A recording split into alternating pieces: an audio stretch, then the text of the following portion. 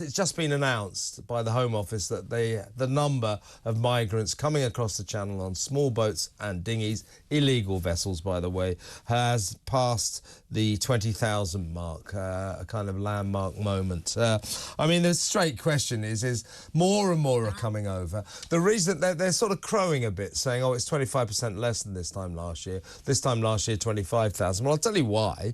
Because this time last year, we'd just come off a very calm and benign summer. The weather was terrific. This year, not so much. So crossing conditions have not been clement.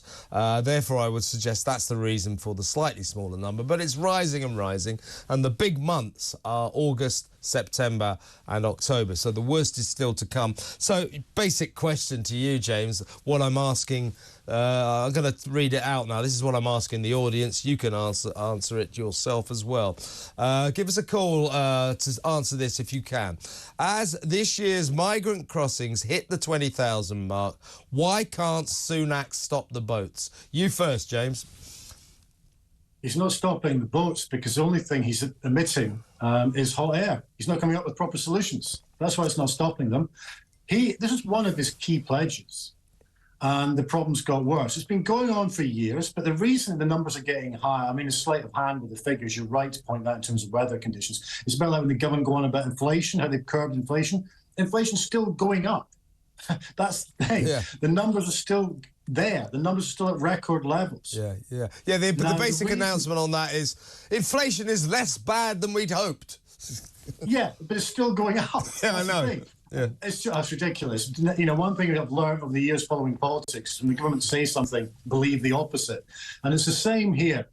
There's been nothing put in place. There's piecemeal measures. There's the hotels issue, the barge issue. There's no proper verification process at the borders, which is really something they should be doing, but that takes time and money.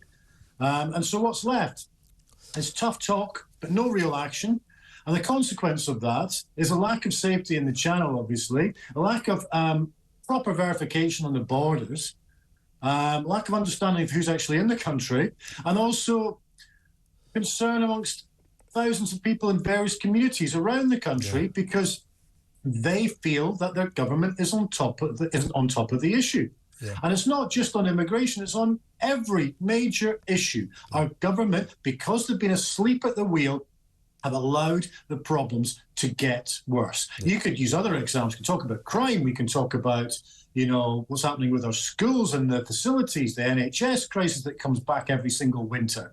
There's so many examples of this, but immigration is going to be one of these issues that will define the next election. Yeah. And actually, we've got two parties who are talking tough on immigration, but they're not coming up with proper legacy plans. And it's not just this issue, it's on everything else. We have our opposition and our government who I think they like being politicians and they like being in Parliament and they enjoy the trappings of power. But they're not doing the bit that they're paid to do, and that's come up with effective solutions. Yeah, there's a massive lack of resolution of the part of the government.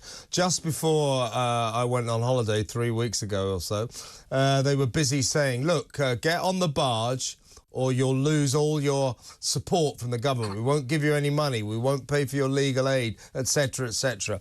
Well, about 38 of them got on the barge, and then they came straight off because there was a Legionnaire's disease scare. Now, that has been solved. There's nothing wrong with the barge now.